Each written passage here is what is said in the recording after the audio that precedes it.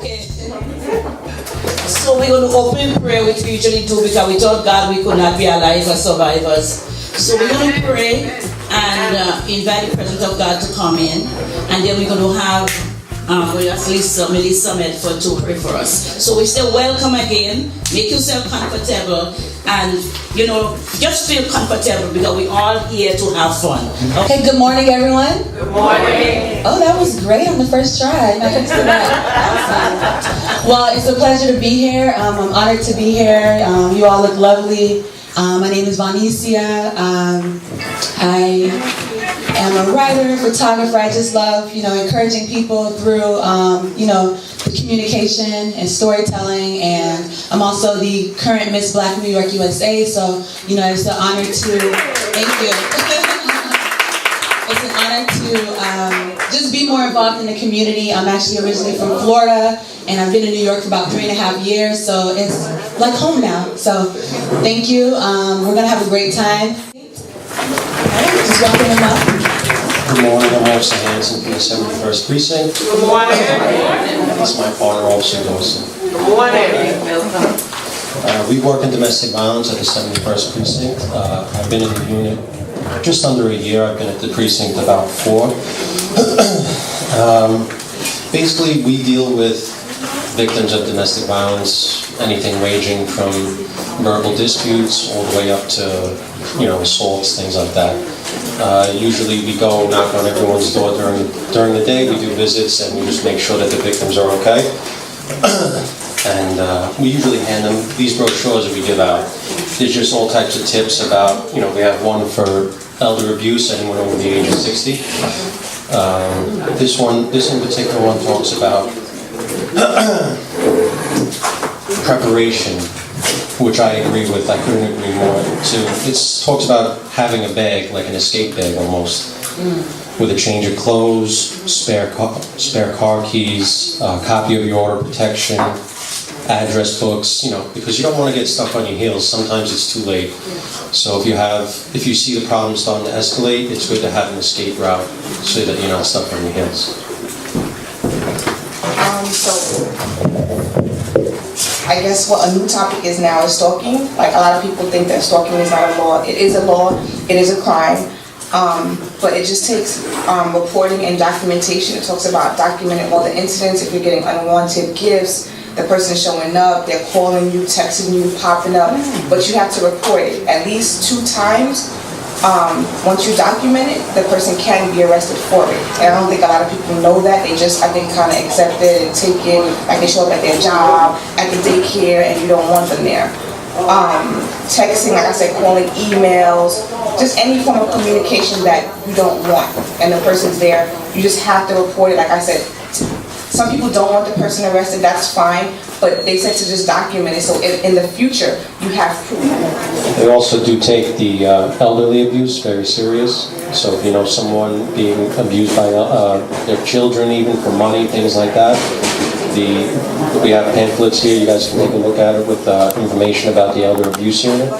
They'll even set up, schedule transportation to come pick up the elderly and bring them down to the office, talk to them. This way the elderly doesn't have to try and get there by themselves.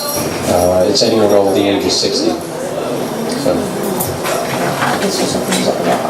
Safe Horizon is now in the precinct. They used to be only located at 350 J Street, which was downtown Brooklyn, but they're actually trying to make it, I think, more convenient.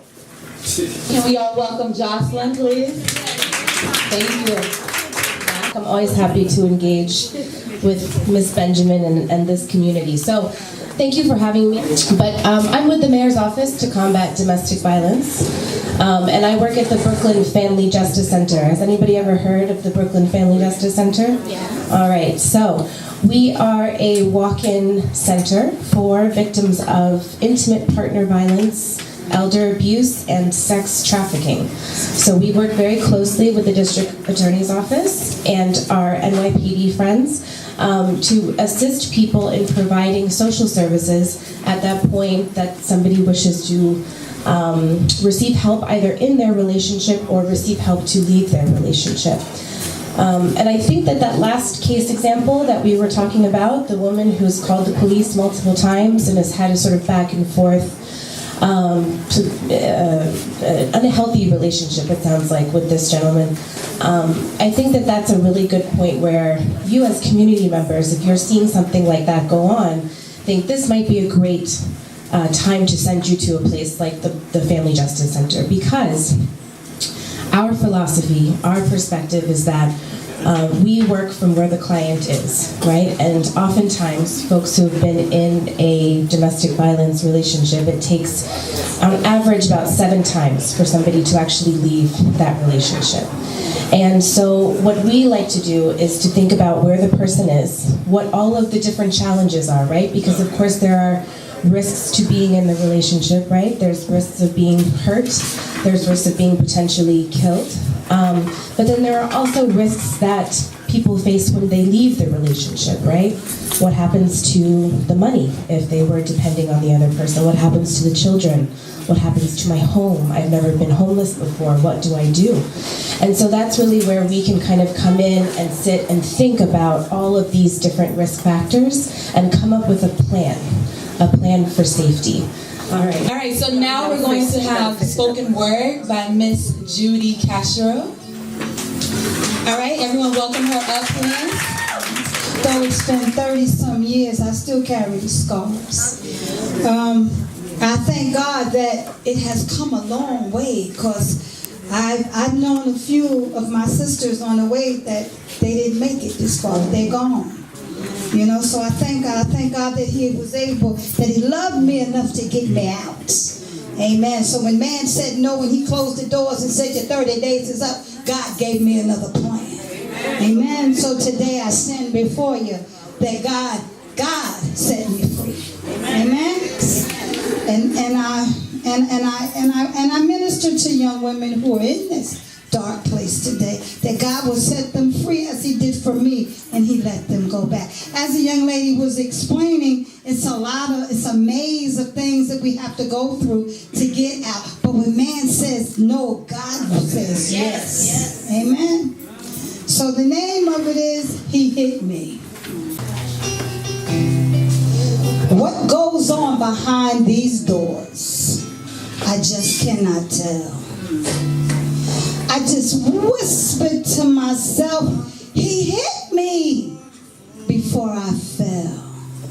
I tried to ball up in a knot to lessen the impact of the blows, but then comes a foot in my back, and I fear that this time He has broken some bones. My bodily fluids begin to run out all over the place as I cringe with pain and humiliation and hide my face. The police must be called again, and the neighbors will know.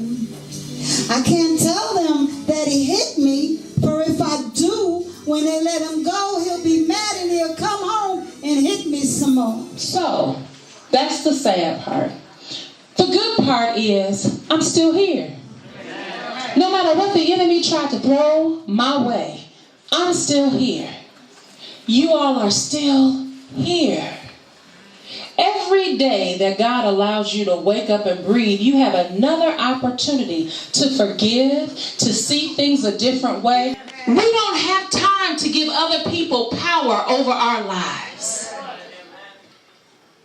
We have to be responsible for how we treat our own relationships. And let me tell you something. If we have to say every day, God, expose, reveal, remove, and replace anybody that's not in my life for your good, then that's what we have to do.